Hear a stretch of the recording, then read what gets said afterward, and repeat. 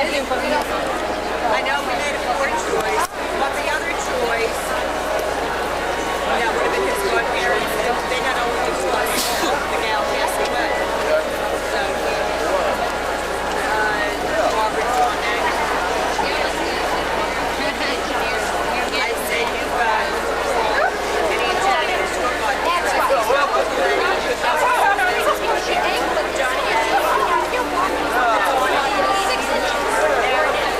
How did you get in without an invitation? Not really.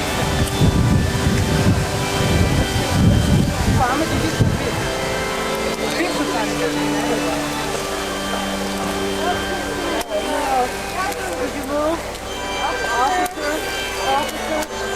Yes, ma'am. I'm sorry. I'm in the way. Just let me know when it's in the way. Take pictures. Don't love you. Sit down. That's it.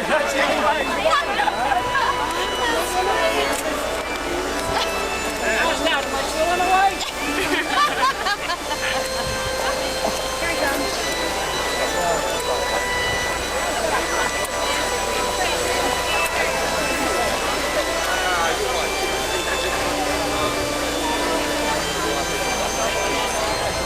Okay. Okay, now, if you see yours before I see mine,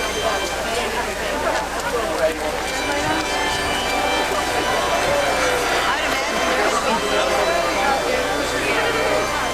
No, it should be at the end, right?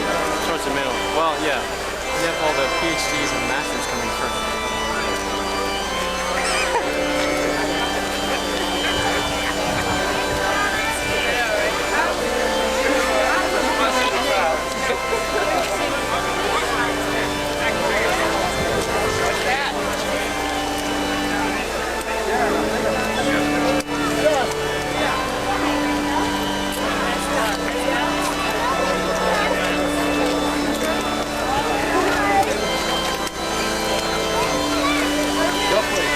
Use your underground right here.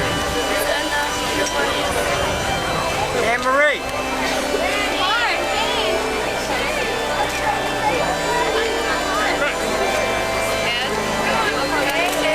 She'll be in the middle. How did he make it first? Hey, Ann. Ann. When you go to sit down, hold your envelope up. Okay? When you go to sit, do that.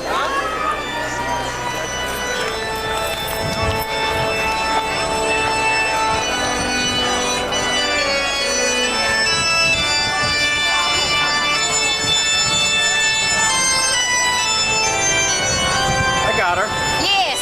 Oh, you did. I got her too. Oh, that's who she was looking at. You.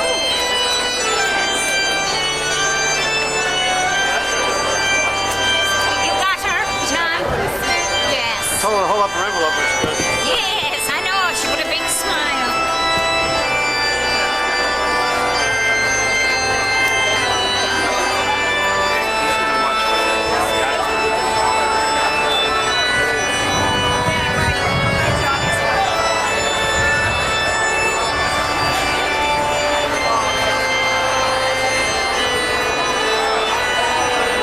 I know right where she is.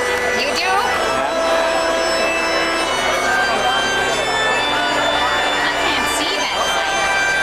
I know. Do you see her? Yeah. I know that. See where those speakers are hanging on up there on that one post? She's right by it.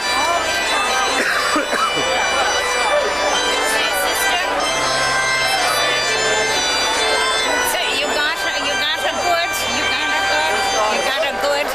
Well, because just a minute, a second. I saw her. She was looking. Somebody. Yeah. Aye, yes, I know. And then I shouted in.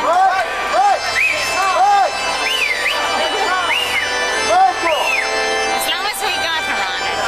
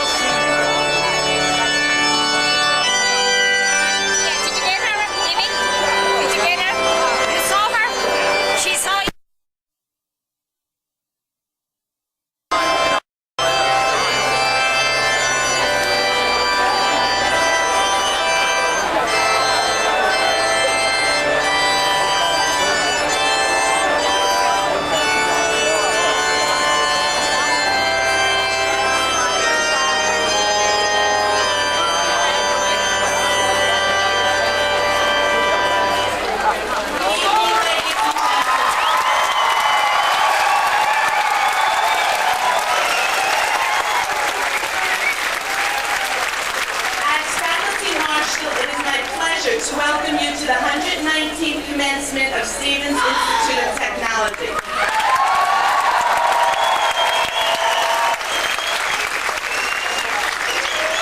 As we congratulate tonight's graduates, their parents, and families, we recognize their impressive accomplishments. Each degree candidate has worked diligently to attain the goals that will be realized in tonight's ceremony. We begin our ceremony with the national anthem, led by Dr. Joseph Moeller, Vice President of Information Systems, a Stevens alumnus, and a longtime member of the Stevens Glee Club. He will be joined by Han Wynn, Michael Ryder, and Joe Stevenson, all members of the class of 1991. They'll be accompanied by James Moran, also an alumnus of Stevens. Dr. Moeller?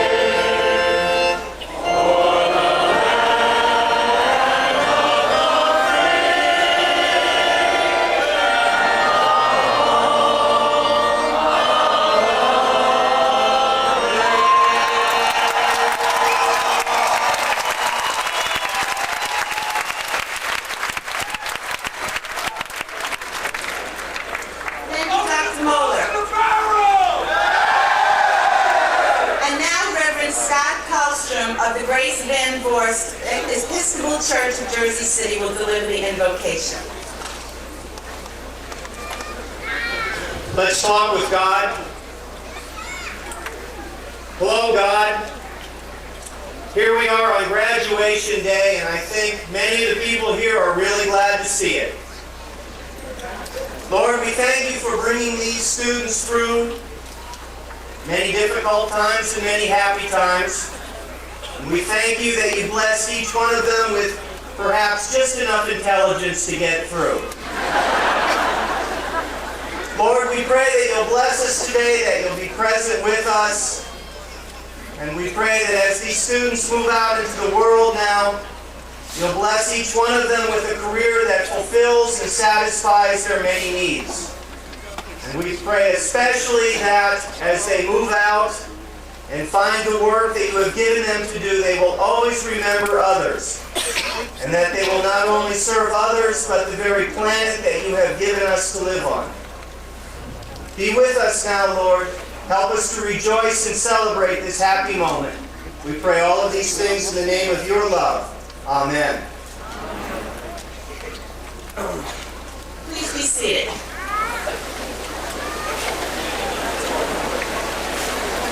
Don't see Susan. It is my honor to present to you the Chairman of the Board of Trustees of Stevens Institute of Technology, Dr. Wesley J. Howe, who will introduce to you Dr. Harold J. Ravichet, the 6th President of Stevens. Dr. Howe.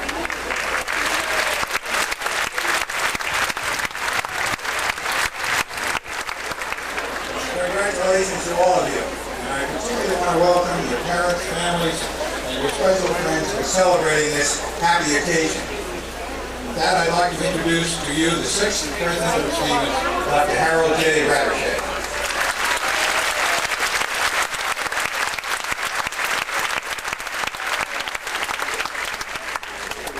This is the crown jewel of Stevens, the class of '91.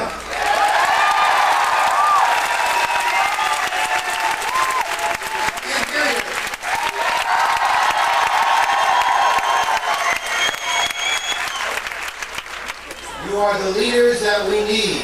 Some of you will go to all parts of the globe to help solve some of the major world problems. Others of you will stay in this country and help make America the world's leading democracy. This class has several records about it. At the undergraduate level, as you will see shortly, we have 3 4.0 seniors.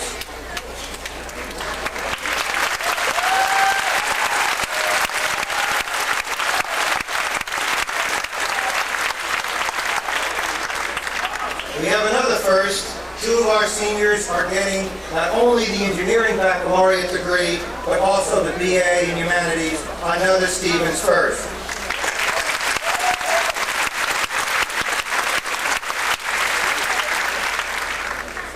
At the graduate level, we will be awarding today 443 master's degrees and 45 PhDs, a record number at Stevens.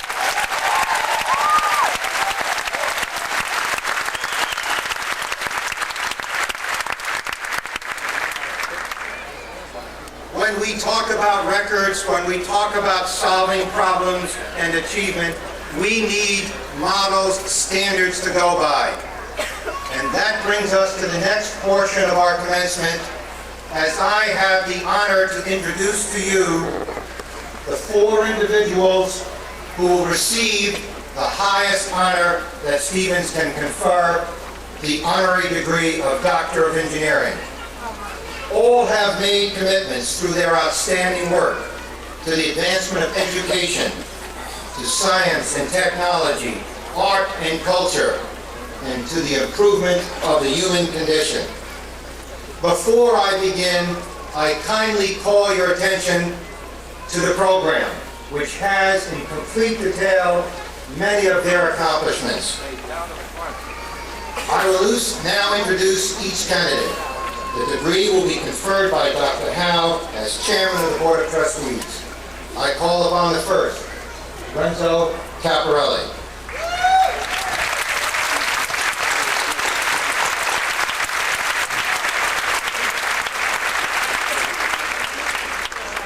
As Chairman of the Board of Directors and Chief Executive Officer of Grumman Corporation, Renzo Caparelli leads one of our nation's most valuable industrial resources.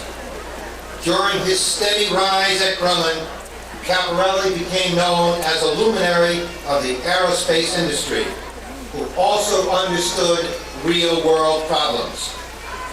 After beginning his career as a mechanical engineer with the Linde Company and serving as a pilot in the U.S. Navy, Caparelli launched what would be a model career in the aerospace industry when he joined Grumman in 1959. Renzo Caparelli ascended quickly at Grumman, heading various technical design and development divisions, including work on the F-14. He was elected to the Board of Directors and President of Grumman Aircraft Systems Division in 1985, Vice Chairman of Corporate Technology in 1988, and President, Chairman, and CEO of Grumman in 1990. For his significant contributions to the development of technology in aerospace and for the outstanding example he has set for all of us in the management of engineering, I ask you, sir, to confer upon Renzo Caparelli the degree of Doctor of Engineering honoris causa. Virtue of the authority vested in the trustees of the Stevens Institute of Technology, and on their behalf, I hereby confer upon you the degree of Doctor of Engineering honoris causa and admit you to all the rights and privileges pertaining thereto.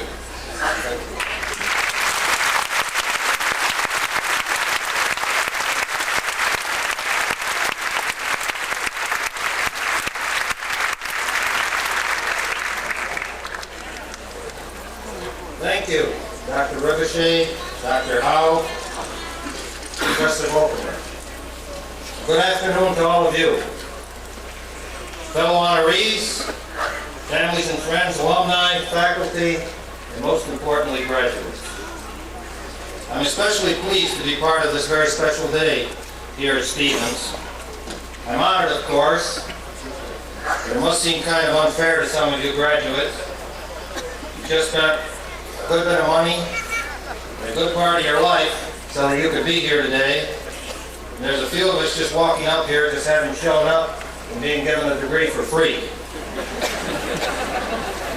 In return for that, we're supposed to give you a few pearls of wisdom.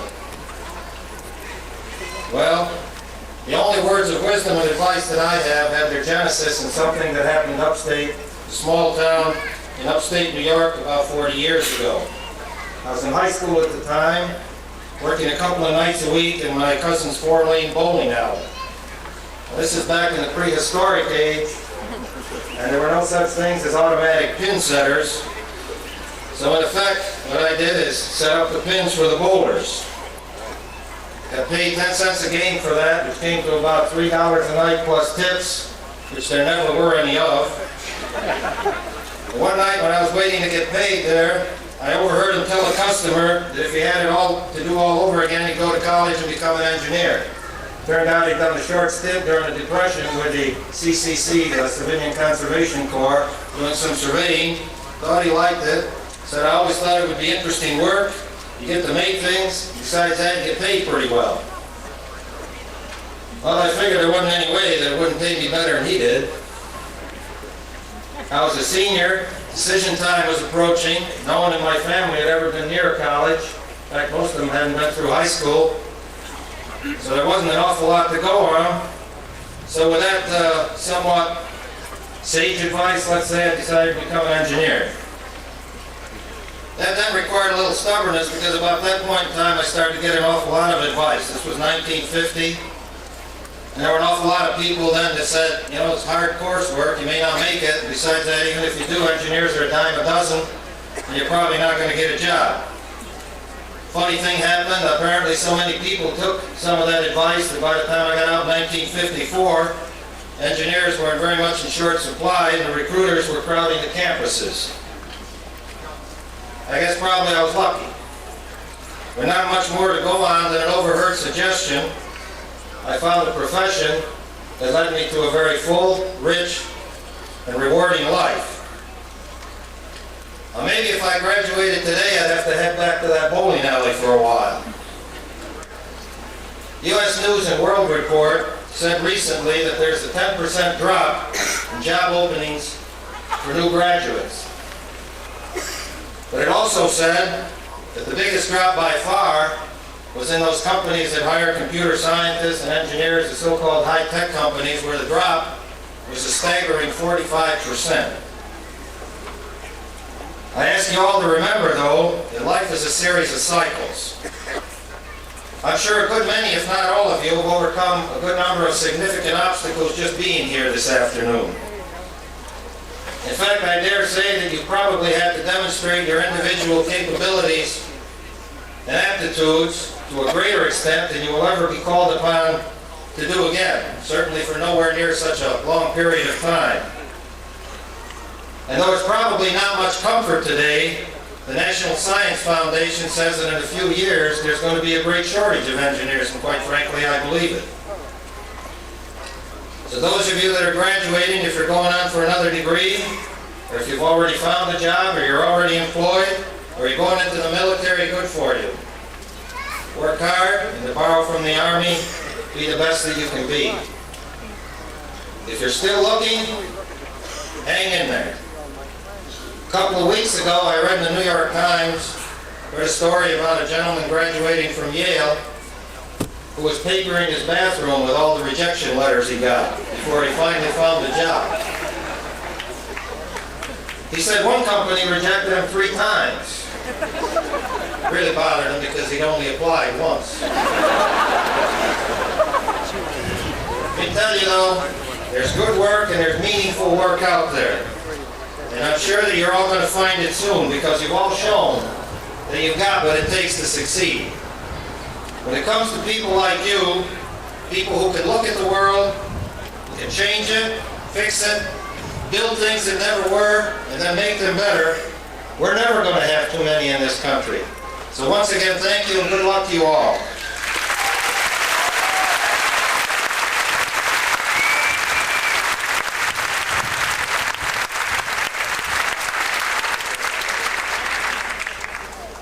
Mr. Chairman of the Board of Trustees, I have the privilege to present to you Richard H. Truly.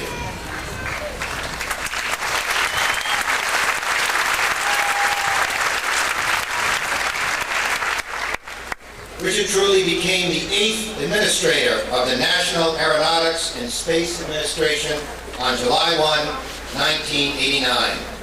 One day earlier, he concluded his distinguished naval career of more than 30 years, retiring as a Vice Admiral in the U.S. Navy. He is the first astronaut to head the nation's civilian space agency, and in that position, he reports directly to the President of the United States. As an aviator in the U.S. Navy, Admiral Truly made more than 300 carrier landings aboard the USS Intrepid, right across the Hudson now, and moored just, as I said, across the Hudson River, and on the U.S. Enterprise as well.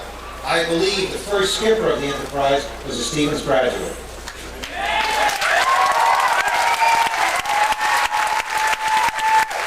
He served as capsule communicator on the ground for all 3 Skylab missions in 1973 and for the Apollo mission in 1975.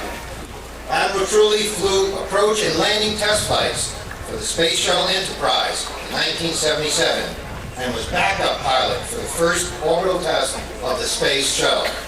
His first flight into space was as pilot of the Shuttle Columbia in 1981, the first time a manned spacecraft had been reflown into space. As commander of the Challenger in 1983, he directed the first night launch and landing in the shuttle program. As head of NASA, Admiral Truly has developed plans for the space station Freedom and has streamlined NASA's management structure and improved its programs. Just this morning, he was on Capitol Hill, advancing the cause of NASA. Among his numerous awards and decorations is the Presidential Citizens Medal of Honor, bestowed by President Reagan in 1989. For his leadership, for his devotion to his country, and his fight to maintain America's space program as the world's best, I ask you, sir, to confer upon Richard Truly the degree of Doctor of Engineering honoris causa.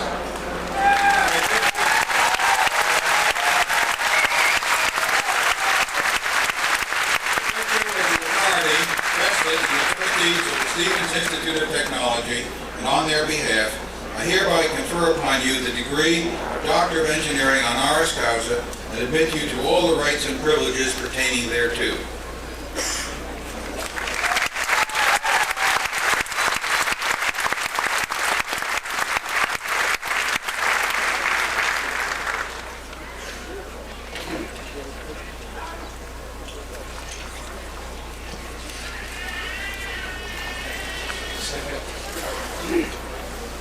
I am deeply honored to be here this afternoon to receive this honorary degree. The people that have crossed ahead of all of you are legion across America in engineering and science and technology, include the co-founder of General Motors, the co-founder of Texas Instruments, and Alexander Calder, the sculptor and creator who created the mobile art form. And frankly, looking at this sea of faces in the class of 1991, I feel a special bond because I feel like that I'm one of your classmates. There, as Renzo said, though, just a moment ago, there's a big difference. Each of you have worked so diligently over the years to be here today, spent such long hours, with such a terrific payoff, however, with a degree here from Stevens, the springboard of the future, with degrees in engineering and science and art. And I've always loved the point of view that that answers the question, what is an engineer? An engineer is simply someone who turns ideas into reality. And that's what you're going to get to do. And I know that your families and friends that are here surrounding this afternoon are so proud of you today. But this member of the class of 1991 frankly got here a different direction. I got here by having fun over a lot of years, and first in Navy carrier aviation, as was pointed out, first with 100 landings on the USS Enterprise just across the river. She has a wooden deck, you know, and those were the days of wooden decks and iron men. Also, as an experimental test pilot, when I went to school through test pilot school, the commandant of the school was my buddy Chuck Yeager. Then fun being an astronaut in Houston and seeing the Earth from space on 2 different occasions. Then returning to the Navy for some senior Navy duty, and then finally coming back to help rebuild the space program and defend it after the Challenger accident about 5 years ago. I can tell you that it is fun to be able to run the most prestigious space program in the world today, that of the United States. And frankly, classmates, you individually could do much worse than to aspire to work for an organization that has the kind of goals that we have in America's space program. First of all, cutting-edge aeronautics technology that has led this nation to have the strongest aircraft industry in the world. A space science program that is opening the eyes of the world to the knowledge about our universe. A space shuttle program that is rebuilt and is stronger than ever and has been flying safe and successful flights every other month for the last 2.5 years. And finally, Space Station Freedom, an international partnership with Japan and Canada and the European nations to put a platform into orbit to perform research and discovery on orbit. As you know, there's a major budget battle going on this year, as it is every year, about the space program and especially Space Station Freedom. In the 21st century, there will be a space station. I can assure you of that. It will be a world leadership space program. The question is, will it be a United States-led space station and space program? And I intend to put every effort that I have to ensure that it is. Certainly, there are many problems in our country today, and many that you will be facing as you leave Stevens. But to think that we can't look ahead and invest in the future at the same time that we solve the problems of today is certainly not a Queen Isabella approach to the future of our country. So classmates of 1991, I envy you for starting out for what I know will be a fun and challenging career on your part. I admire your family and friends that are here today who've stood by you as you came to this afternoon. And I wish you the very best, and I hope you'll invite me to your class reunions. Thank you.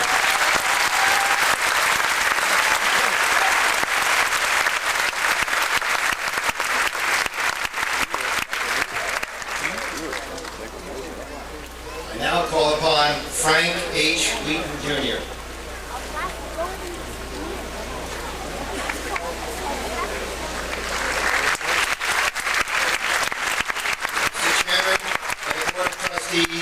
I have the privilege to present to you Frank H. Wheaton, Jr. Former President Gerald Ford told guests at the 100th anniversary of the founding of Wheaton Industries that the Wheaton Company represents the kind of success that is the result of American democracy and American free enterprise. President Ford went on to say how the dedication and work ethic of the Wheaton family created this success story. Since he first joined the glass-making business started by his grandfather, Frank Wheaton Jr. has been an essential element in the evolution and expansion of Wheaton Industries, a multi-million-dollar business with products ranging from glass and plastics to scientific instruments and heavy machinery. The company now has 17 divisions around the world. Beginning on the factory floor, Frank Wheaton Jr. learned everything there was to learn about his business. Through this process of hands-on experience and through his commitment to excellence, he developed many innovations which have led the business to its worldwide leadership position today. He introduced new manufacturing techniques, automation techniques. He required his people to think about the processing they were doing, to do it better, to constantly improve. Through this lifelong dedication, constant quest for improvements, he has developed a major international business. He is a model of enterprise in the United States of America and a model of success. I ask you, sir, therefore, to confer upon Frank H. Wheaton, Jr. the degree of Doctor of Engineering honoris causa.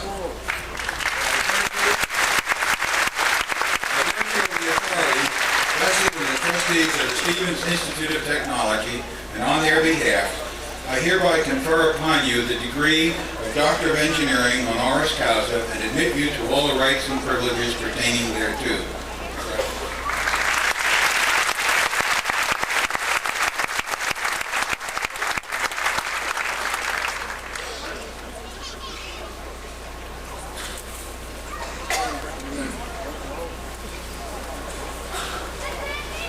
First, I want to thank Stevens Institute class of 91 for the honor bestowed on me today.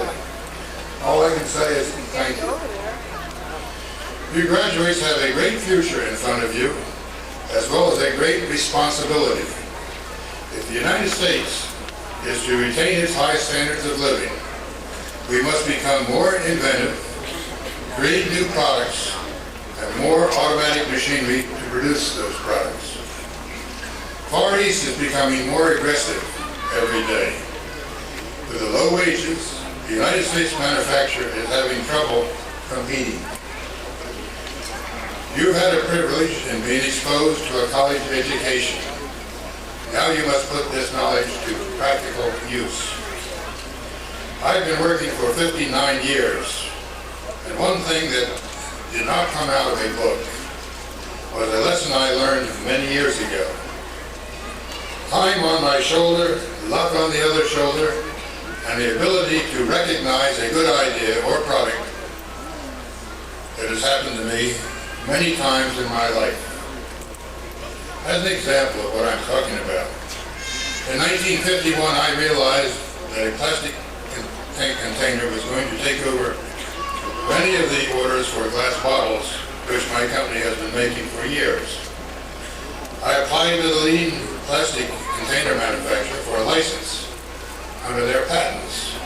I was told that they were not granting any licenses. No one in our organization had ever seen a plastic molding machine. So I sent 3 of our employees for a week to learn anything they could about plastics and report back. One was sent to Chicago, one was sent to Boston, and one went to New York. One of the engineers came home 4 days later and said that he had heard a conversation from a man who had just returned from Europe. He heard that there was a very primitive method of making plastic bottles in Switzerland. But the inventors wanted too much money, and he had decided to wait a few weeks. I picked up the telephone, called our associate in Basel, Switzerland, talked to our agent, and he stopped me in the middle of the conversation and said, "Your international vice president is sitting right alongside of me, and you should talk to him." This man had been on a 4-month world tour, and he could have been in any other part of the world, but he just happened to be there at that time. I related the problem to him, and within 3 hours, he had found the inventor, called me back. I told him to go ahead with the purchase, and that was the start of injection blow molding of plastic containers in the world. It might be interesting to know that the individual who actually did the engineering work and perfected the equipment was a Stevens graduate.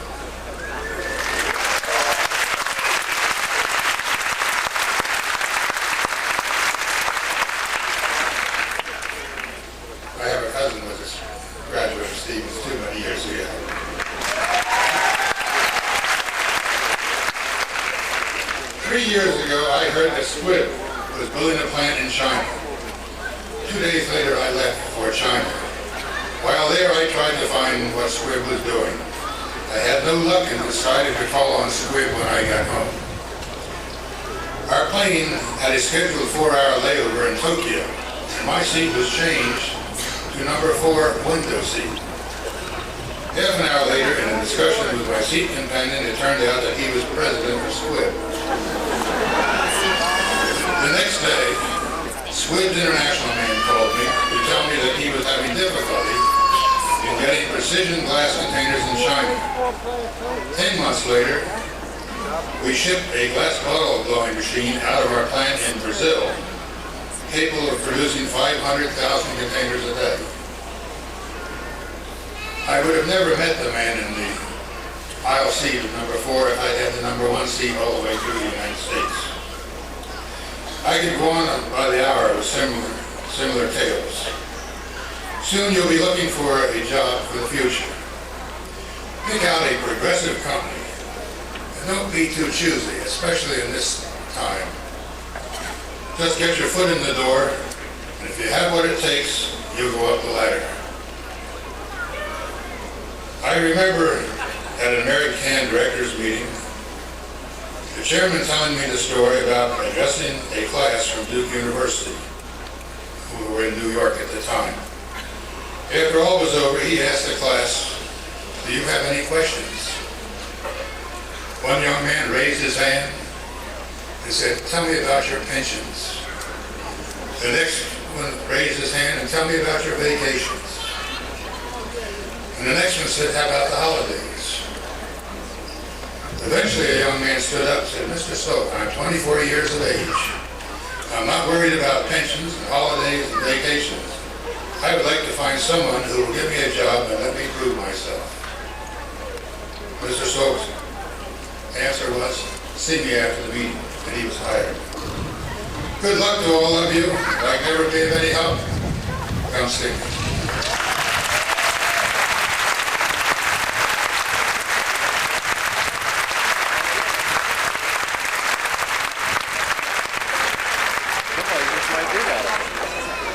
As the Chairman of the Board of Trustees, I have the privilege to present to you Deborah Partridge Wolfe.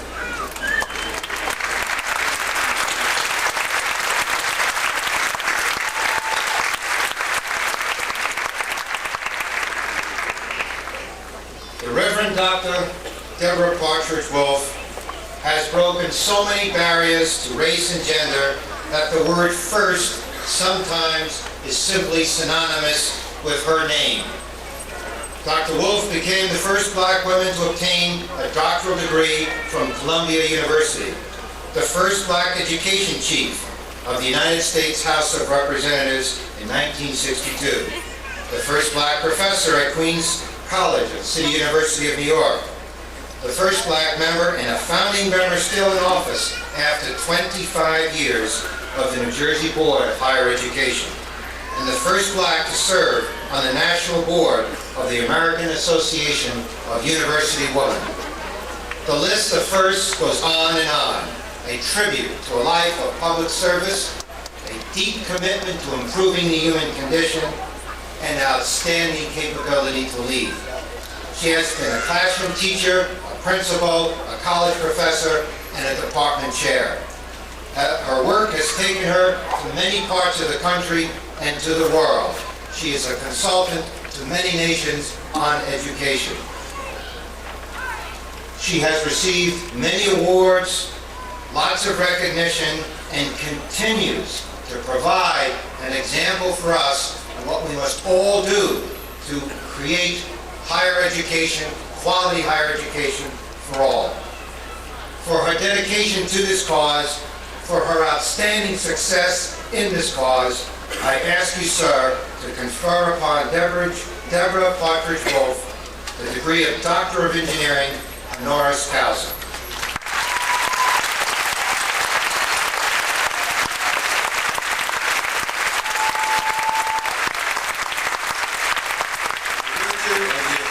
Vested in the trustees of the Stevens Institute of Technology, and on their behalf, I hereby confer upon you the degree of Doctor of Engineering honoris causa and admit you to all the rights and privileges pertaining thereto.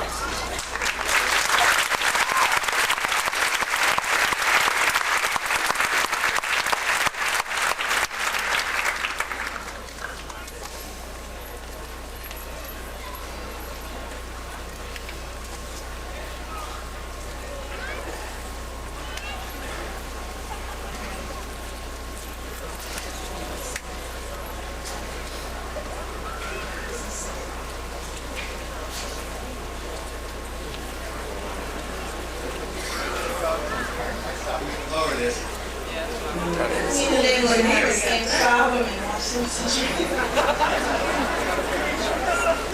You see, they didn't really mean for a woman to be here.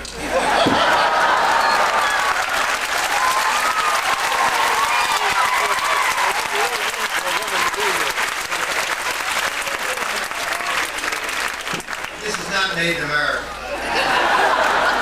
I have to say, when I say so often in many places, you know, you may not be able to see me, but you won't have any trouble hearing me.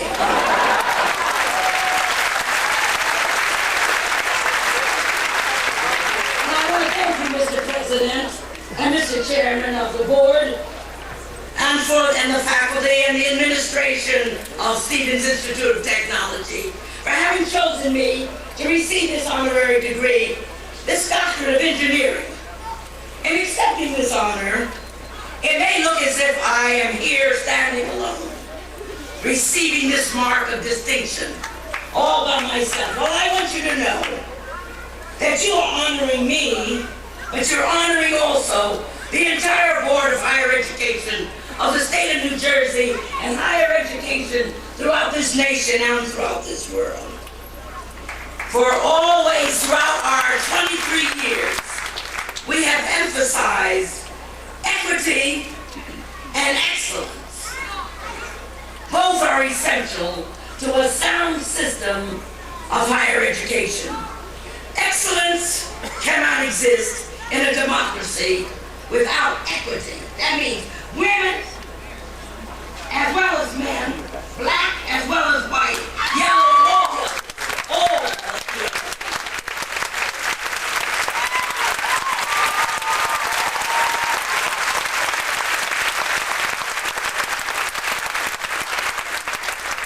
For excellence cannot exist in a democracy without this equity. And equity without excellence is only mediocrity. And since I am a founding member of the Board of Higher Education of my beloved state, being the third generation New Jerseyan, living in the house in which I was born, I have watched with joy the development of higher education in this state. And I am proud to be a part of the higher education community.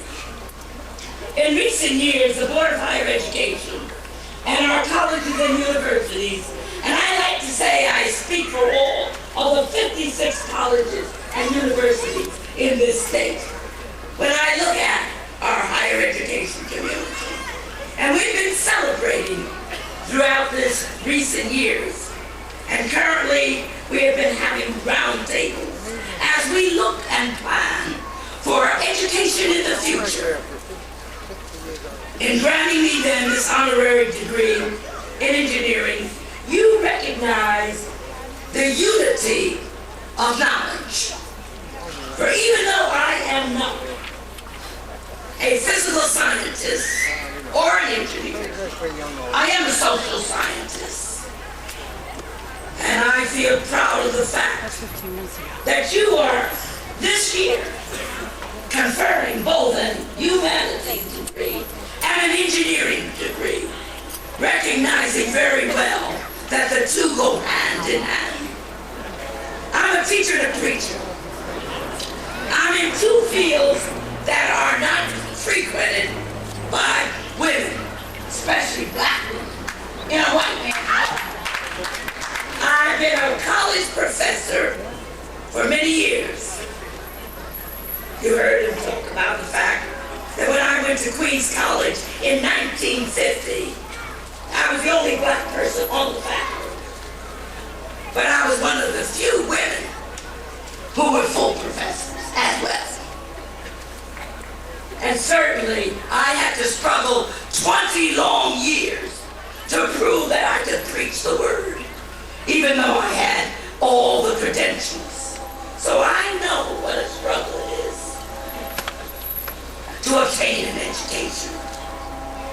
And I know as a social scientist that all of us, at least I do, believe with John Dewey, the great educational philosopher, that we need a balance between the theoretical and the practical, between the concrete and the abstract. The aim of education, John Dewey said, should be to secure balance and interaction of the two types of mental attitudes, having sufficient regard to the disposition of the individual, not to hamper nor to cripple whatever powers naturally are strong within the individual. The narrowness of an individual who has only the concrete bent needs to be liberalized. And he or she who tends to think theoretically must recognize the importance of implementation of that theory. And having spent 12 years as I did as a professor at Tuskegee University, I agree with the founder of that institution, Booker Washington, when he said, "We shall prosper in proportion as we learn to put brains and skills into the common occupations of life." So over the years, as I have visited this institution, Stevens Institute of Technology, I have watched with joy the way you have worked with inner city kids, recognizing that there is no one best place to find the gifted, the talented, the intellectual, for we know not where we will find the best minds. And I've been very delighted that you have spent through your program STEP, and now your new program sees time in helping people to get excited about science and mathematics and engineering. I want you to know that there is no dichotomy between religion and science. I am a fellow of the American Association for the Advancement of Science and serve as the chair of the Commission on Science Education. Just last week, I was in Orlando for our International Science and Engineering Fair, where 750 young people came from all over the world to show what they had discovered as they worked on their individual projects in science and engineering. Just this past spring, we had the good pleasure of celebrating our 50th anniversary of the Westinghouse Awards. And I took great delight as I watched young men and young women explain their projects and realize that from that group, we have had 5 Nobel laureates. So you can preach the creation, and you can indeed understand the meaning of that creation. Your awarding me this honorary degree, Doctor of Engineering, makes me know that you agree with me that education is a continuous experience. From the womb to the tomb, I say. From the time of conception to resurrection. And if you ever stop learning, you're already dead. And that's why I feel that I can keep on learning. And I expect to be learning till I die. I'm glad.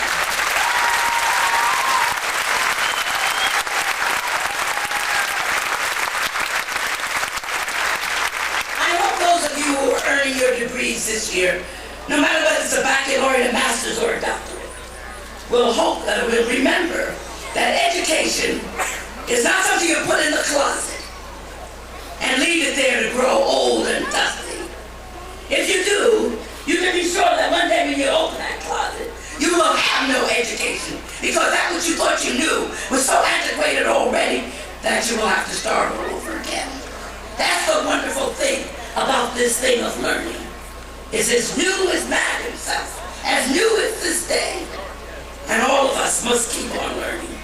I want to challenge you, instead of hiding your knowledge, to take hold of everything you've learned and to use it conscientiously every single day. Give your education a real workout and put it to the test. This fine faculty that you have had the privilege of knowing and working with will be happy to hear about what you have done and the contributions you have made to humankind. Don't keep your education to yourself. A lot of other people have contributed to it, and you owe a lot of others your knowledge. I have found in my long life that the more you give, the more you gain. And I hope that you will share all you know. For education is indeed the keystone to the arch of freedom, whether it be our individual freedom, the freedom to think as you wish to think, or the freedom of America to be the great democracy it has the possibility of becoming when we realize that all opportunities should be open to all the people, that all educational experiences should be available. For as I define democracy, recognize that we in America believe in the intelligence and the educability of humankind. And when we define our democracy, we recognize that fact, along with the recognition of the respect that we have for every individual and his or her worth, along with the recognition that a government cannot be what it ought to be unless we all participate. And so, let us continue to add new skills and new knowledge as we give ourselves to the world.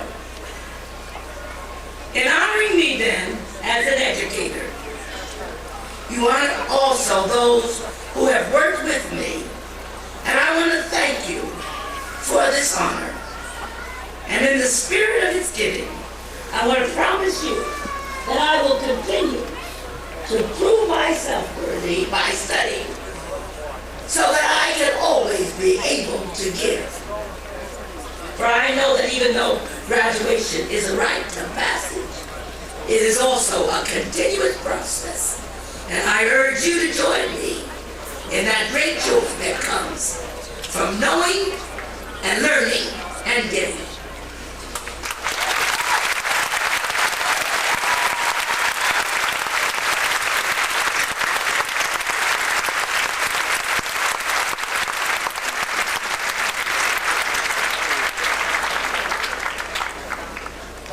Has talked about the people who have contributed to your education. I now ask you to help us all recognize the mothers, fathers, wives, and husbands of the class of '91 and of our candidates for the degree of doctoral in engineering or whatever field, and also the master's degree. Will the parents, friends, spouses, please stand now and be recognized.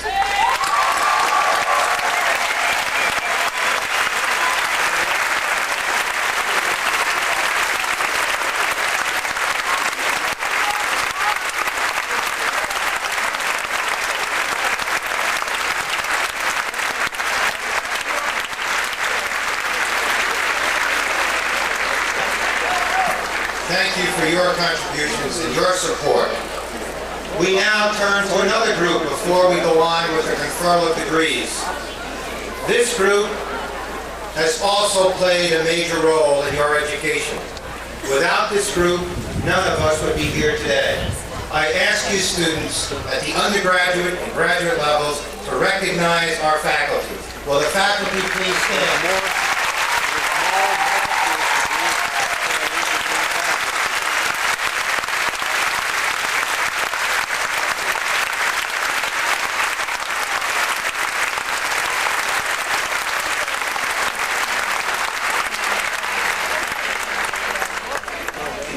our guests to note that degrees are granted and diplomas in the order in which the names appear in the commencement program.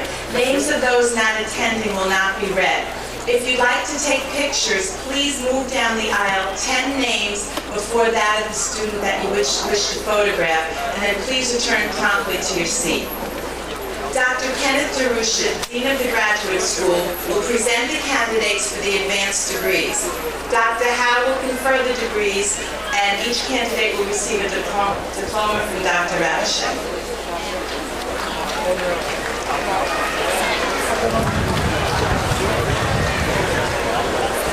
Will the candidates for the degree of Doctor of Philosophy and the candidates for the advanced degree of Engineer please rise?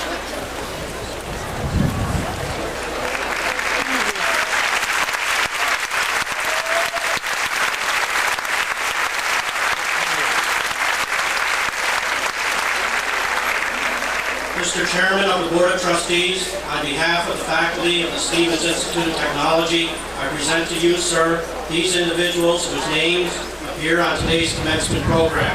They have completed all the requirements for the degree of Doctor of Philosophy or the advanced degree of Engineer. I therefore ask you, sir, to confer upon these candidates the degree of Doctor of Philosophy or the advanced degree of Engineer as appropriate. By virtue of the authority vested in the trustees of the Stevens Institute of Technology and on their behalf, I hereby confer upon you the degree of Doctor of Philosophy or the advanced degree of Engineer as indicated on the official program and admit you to all the rights and privileges pertaining thereto. Please come to the stage. Nazmi Mehta Taliglio, Advisor Dr. George P. Porfiatis. Al Miriam Tassom, Advisor Dr. Mohammed Ambaba. Annie Wayne, Advisor Dr. Timothy Hart. Jan Jha, Advisor Dr. Stephen Bloom.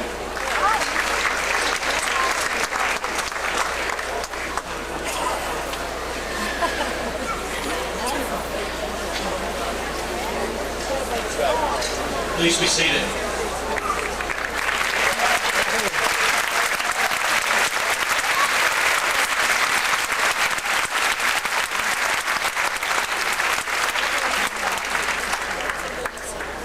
Will the candidates for the master's degree please rise?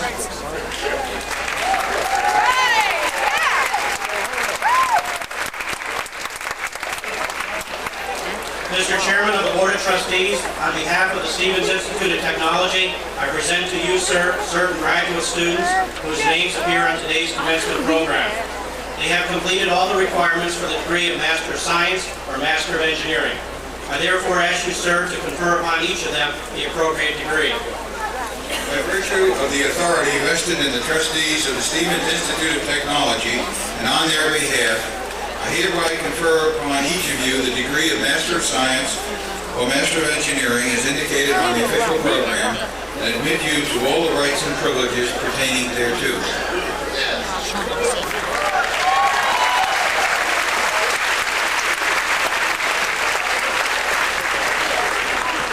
Please be seated. In 2 rows at a time, please come to the stage where you will each receive your hood and diploma.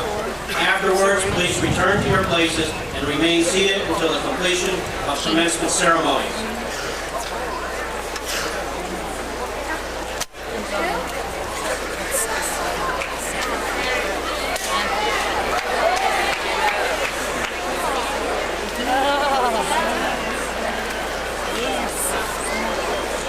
I now have the privilege to present is Tao Jin.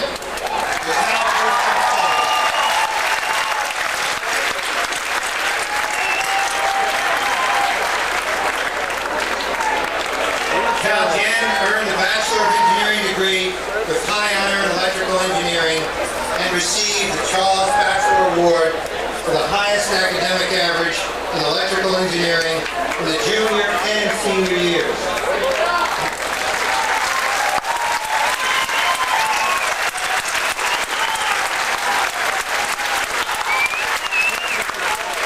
He also received the prestigious Lawrence Corley Memorial Award for the highest academic average in the senior class. In addition, Cal, a resident of Clifton, New Jersey, has earned numerous awards and distinction, including the General Electric Senior Design Award for Electrical Engineering.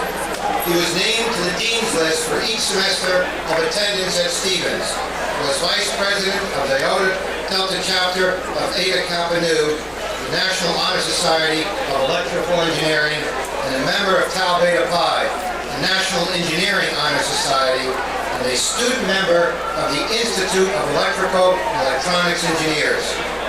He was also a member of the Chinese Students Association and captain of an intramural softball team.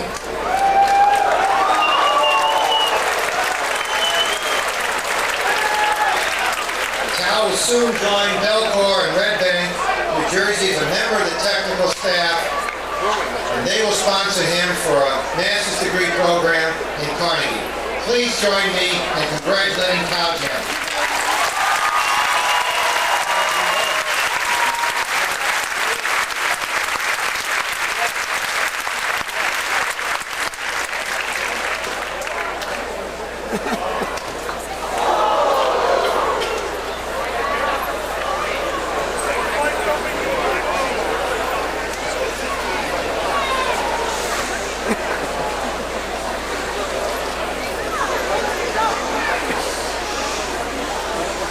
President Robert Shea, trustees, faculty, honorable guests, and fellow graduates of the class of 1991.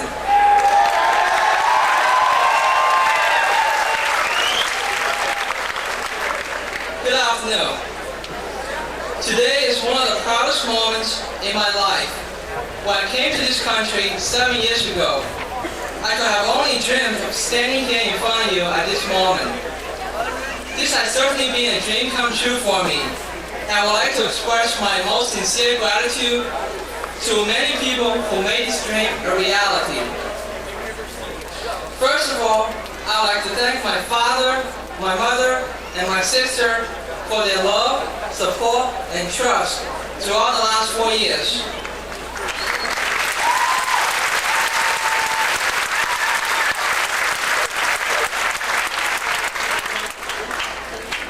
It will never be possible for me to stand here at this moment without the many sacrifices they made. Mom, Dad, and sister, I just want to say thanks, I love you, and I'm very proud of you.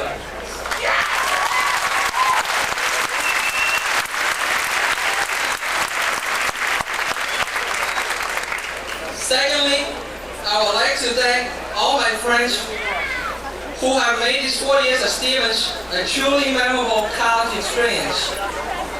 Your friendships are just as important part of this college experience as the education. Thirdly, I would like to thank all the faculty and staff for this help and support whenever I need it.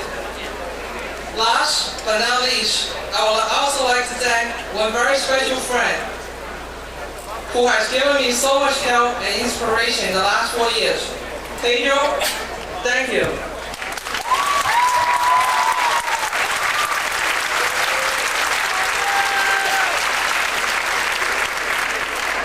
Today signifies the end of our college careers. It also signifies the beginning of a new era in our lives. Fellow graduates of the class of 1991, as you step into your new challenges, be a graduate school or a new job, remember one special word. That word is pride. Today is certainly one of the proudest days in our lives, as well as our families and relatives. However, when you step into your new challenges, when you face difficult times, always remember the proud feelings you experienced on this graduation day. Don't let that pride diminish. Always be proud of your heritage. Remember your roots. What makes each one of us unique and this great country unique are the different cultures and different values we believe in and we appreciate, and every bit of which is worthy to be proud of. Always be proud of your families. Families are the heartbeat of this great country. Families make hard times seem easy and good times more joyful. Always be proud of your Stevens experiences. You have acquired many skills. You have become excellent decision makers. You have learned to discipline yourself and put forth the efforts to achieve whatever goals you desire.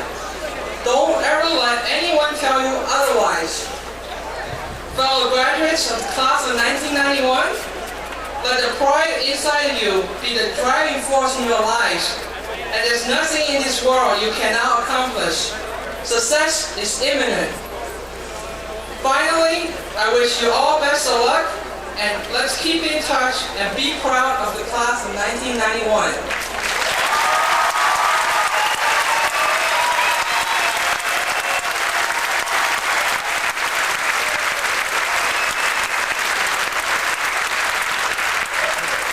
The second member of the class of 1991 who completed his studies with a perfect 4.0 grade point average, who also earned the distinction of graduating first in the class, is Carl D. Sealander.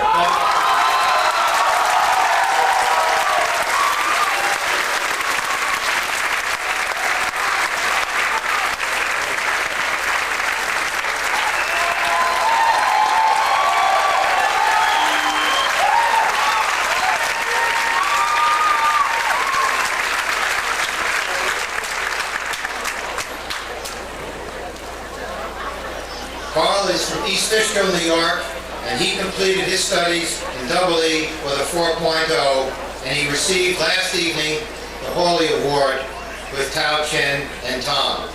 Among his other honors are the Institute for Electrical and Electronics Engineers Award and election to both the Tau Beta Pi and Eta Kappa Nu Honor Societies.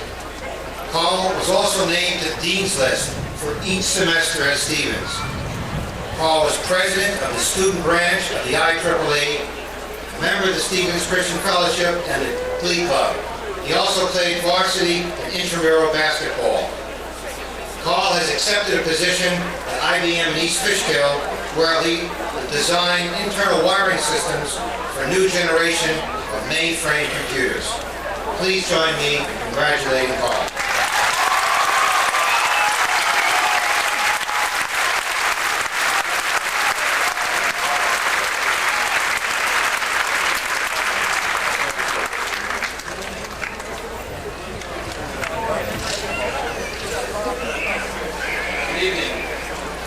I'd like to start out by just congratulating everyone in the class of 1991 for enduring 4 strenuous years of hard work and study.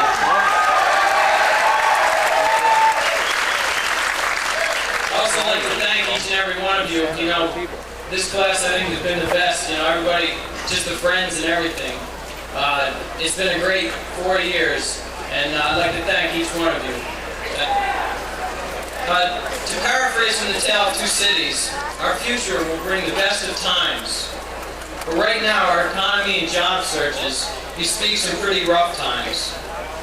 We, this year's senior class, have experienced an economic slowdown and tight job market such as has not been experienced in many years. Obtaining employment was difficult and involved much effort, which sometimes did not prove to be fruitful. However, things are beginning to look up now, both for each of us as well as for our country. Recently, America has reestablished itself as a world leader in engineering technology, stunning the rest of the world with its great technological advances. The near future in America should hold many opportunities for those trained in management, engineering, and science disciplines. Men and women of Stevens are the ones who will help this country to regain its original position as the world leader in technology. Each one of us should look to do our part in assuming our job to be as important as any other. We must also each express our ideas, for they will be a vital part of the future technological advances. If we all take this view, then our country is surely looking at a bright future, and Stevens will help to shape that future. I'd like to just, on behalf of the student body, I'd like to thank the faculty and the administration, and especially all the parents, for all that you've supported us through all the different times, and also for your efforts in making this as rewarding as possible and also as enjoyable as possible.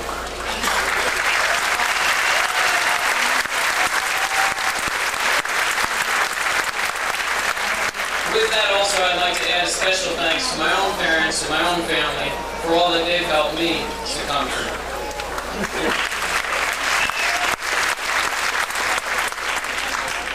And finally, I'd like to thank God for, in these good times and in these bad times, He's the one who's given me the strength to endure and the ability to achieve my goals.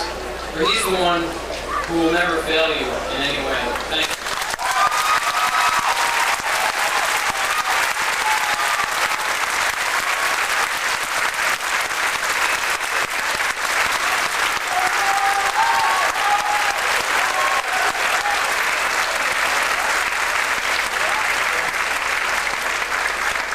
Third and final member of the class of 1991 who completed his baccalaureate studies with a perfect 4.0 is Tom Whitlock. Tom, please come up.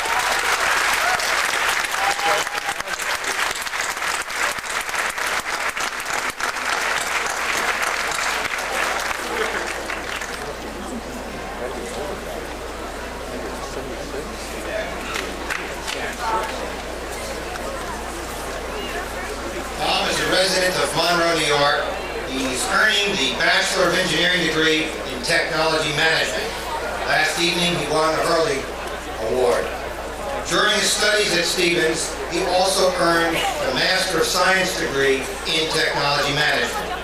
In addition, he received the Calaby Hurt, Trustee Calaby Hurt, Class of 53, Martin Marietta Corporation Fund Award, and the Frederick Winslow Taylor Award, and the SCORE Achievement Award for Excellence in Business Studies bestowed by the Service Corps of Retired Executives. His wife, Lorraine, and his two children, Christine and Michael, are here. Please join me in congratulating them.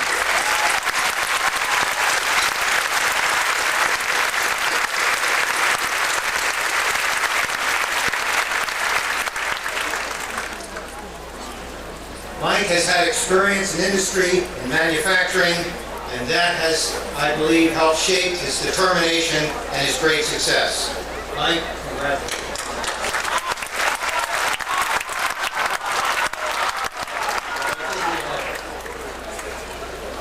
Okay, Tom.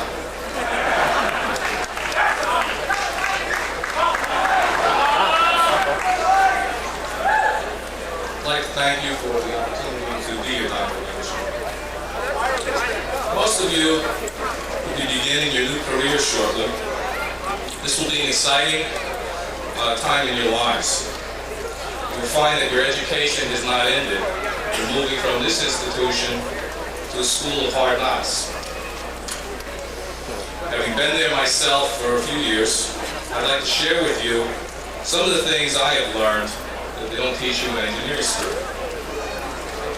First of all, never give advice. Two things can happen and they're both bad. Either the people won't listen to you, or they will listen to you and they'll blame you when it doesn't work. Second, never ask a question, especially of your boss, that you don't want to hear the answer to. Always decide what you want to accomplish before you begin the discussion. Choose your battles carefully and then win them. If you're having a problem or confrontation with someone, confront them directly. If that doesn't work, then you can try other means. Quality of your work is meaningless if you don't present it well.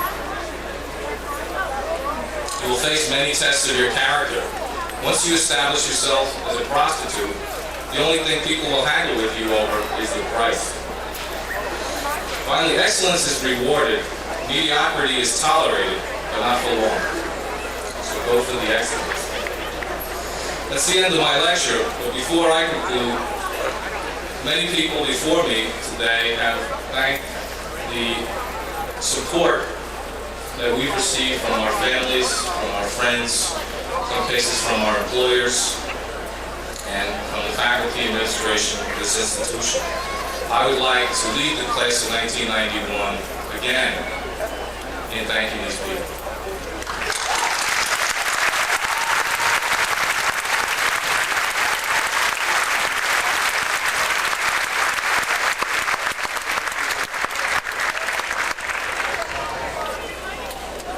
Now, Jen, Paul, Tom, congratulations. At this time, it is traditional to name the student who has been selected to be the newest member of the Board of Trustees. I have the privilege of naming Sawmill Shaw. Sawmill.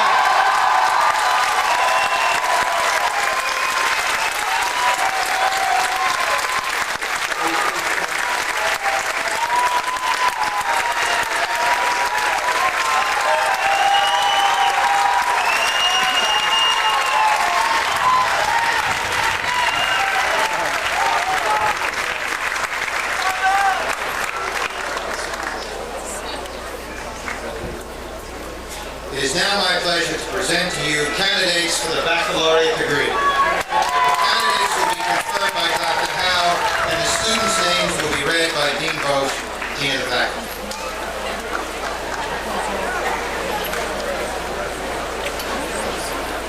Will the candidates for the baccalaureate degree please rise?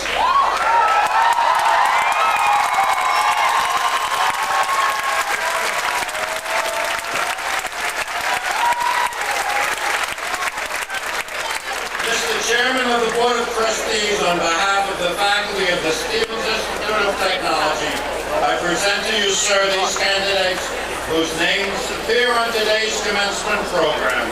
They have satisfactorily completed all the requirements for the academic degrees which I now ask you to confer upon them. Certain members of this group are recommended for candidates for the degree of Bachelor of Science, Bachelor of Engineering, and/or Bachelor of Arts, and others for one of these degrees with honor, with high honor, with thesis, or with a minor in another discipline, as indicated after their names on the program. I therefore ask you, sir, to confer upon each of them the appropriate degree with such distinction as it merits.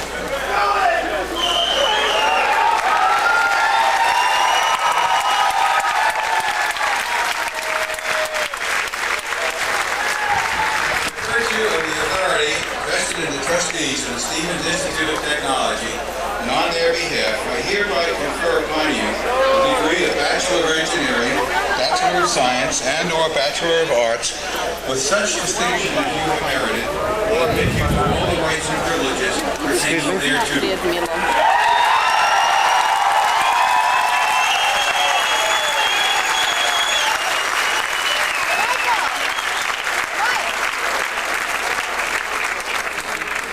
Please be seated. In 2 rows at a time, please come to the platform where you will receive your hood and diploma. Afterwards, please return to your places and remain seated until the completion of the commencement ceremony. Mine's in the first verse. Okay, go ahead. Excuse me, could you... Don George Bora.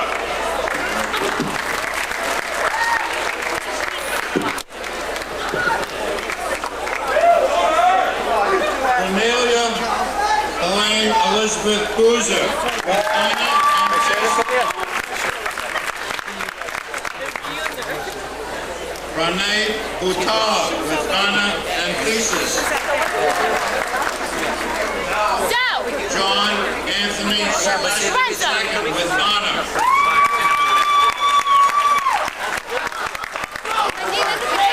Marvin Chang.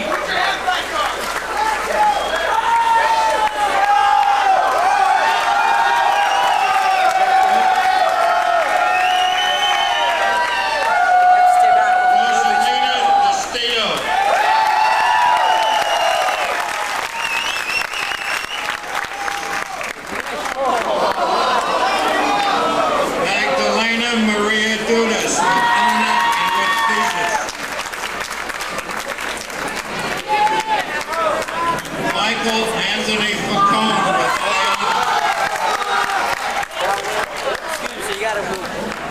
Anthony Joseph Guzman. As soon as she gets her thing, I'll be happy to work. Stephen Owen Hawkins II. Edward J. with honor and thesis. So are you Philippine go up for the graduate ceremony?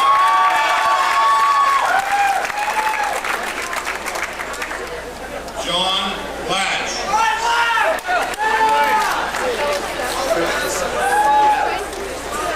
Anthony Tagnaleo Laforgia with fine honor. Susan Lay.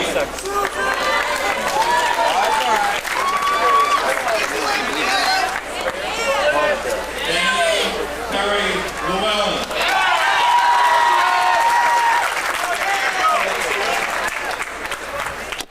Jeffrey Edward Messinian.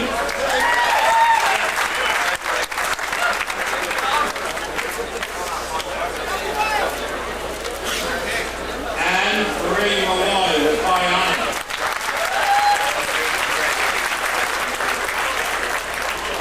Michael Stephen Morris.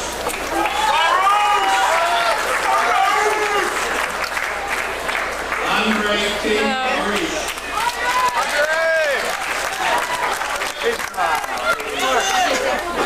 Leonard Rodriguez. Get some! Gonna get some! Luis Sally.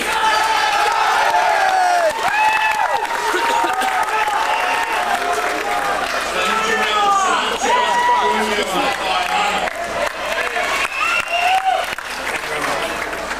David A. Scribbletto. Vikram J. Shaw. Anthony Lawrence Trolla with thesis. Elizabeth Chi Yun Chi with honor.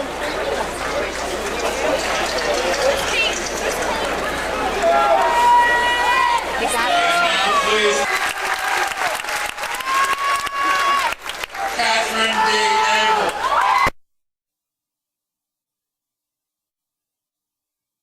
Honor.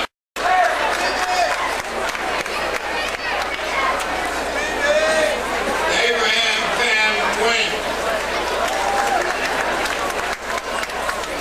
The next presentation of the diploma will be presented by Trustee Marilyn Falls, who has been a sponsor of the next degree candidate since his arrival in the United States. Roy Van Wynn.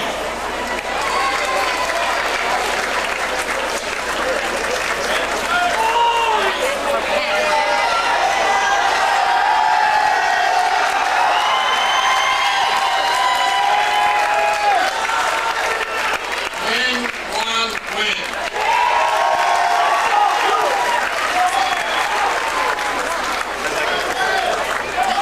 Sweat Monty Wynn with honor.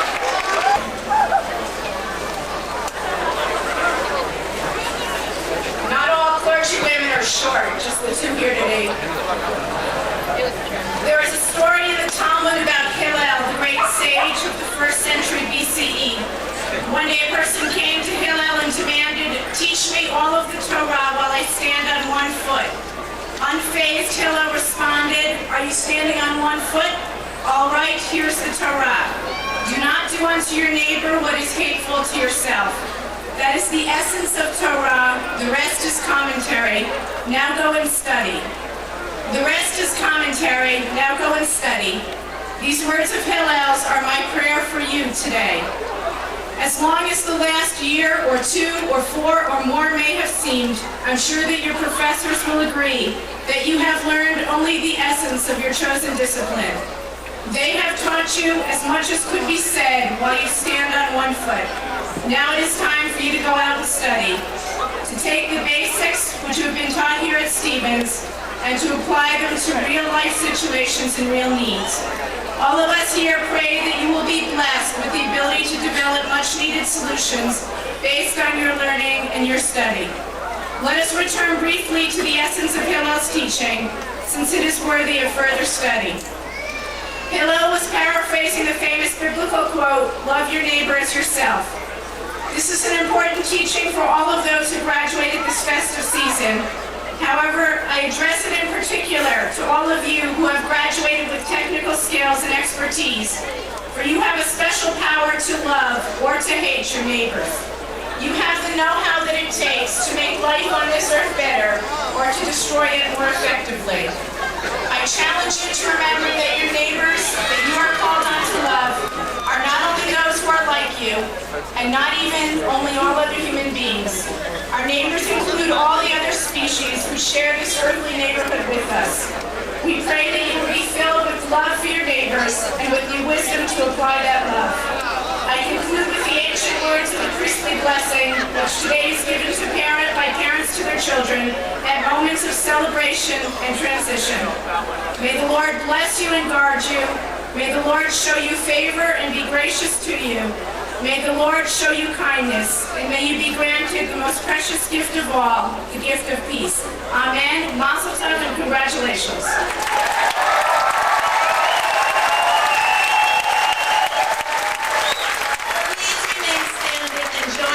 Singing of the alma mater led by Dr. Joseph Mulder, members of the class of 1991, and accompanied by James Moran.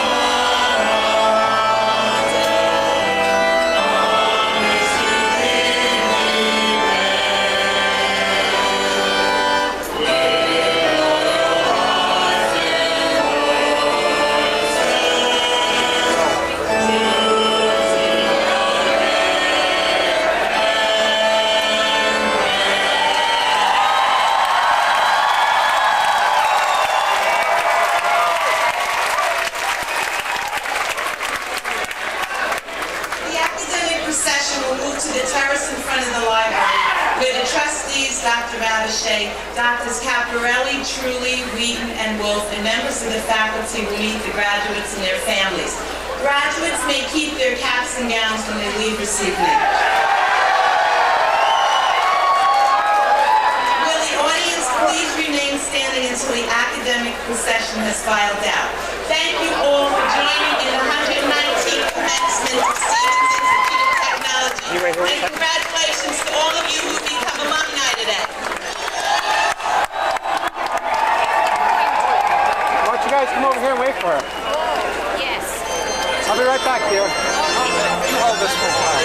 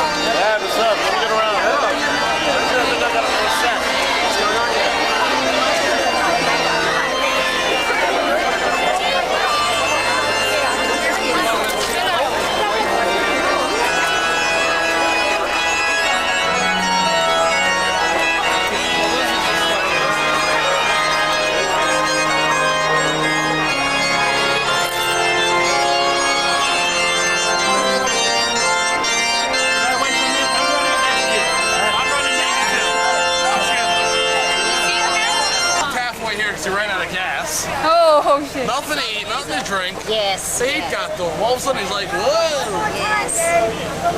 My stomach was growling the whole ceremony. I'm like, I'm gonna die before I graduate. Before you get your degree.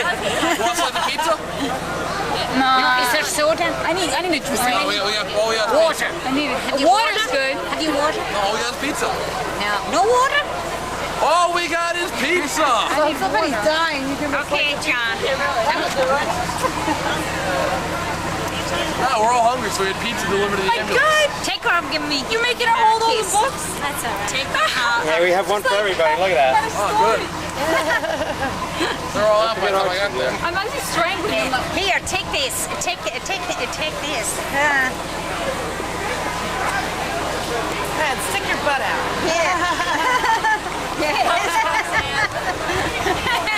Now you can say you know what doesn't stink, huh? Yeah, your new career model. Yes. Strangling. Show us your underalls. Huh? Oh, now you've got reins for when we play horsey.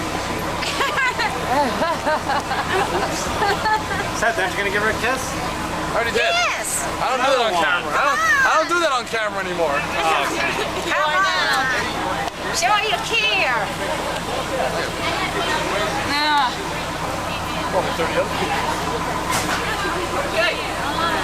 Should have showed up. How many pictures do you Come here. Oh, follow you? Yeah, because I went into buses. Want to wait here, dear, and I'll just come back to it? I mean, they stopped at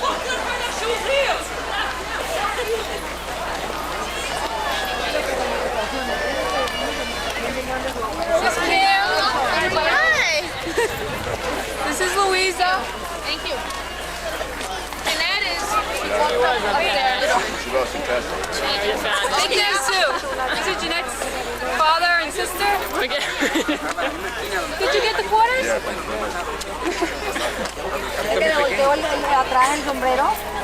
Oh, honey, 4 years.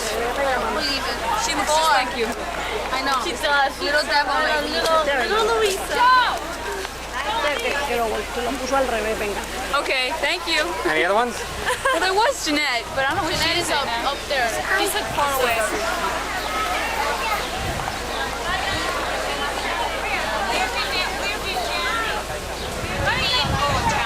She's over here.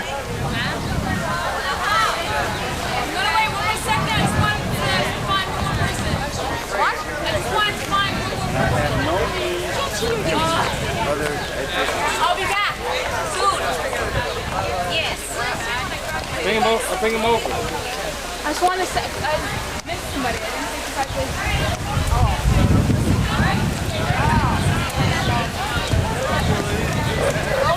Are you cold? No, but she's a beautiful dress on. I remember right like that. He works on it, so he's a volunteer.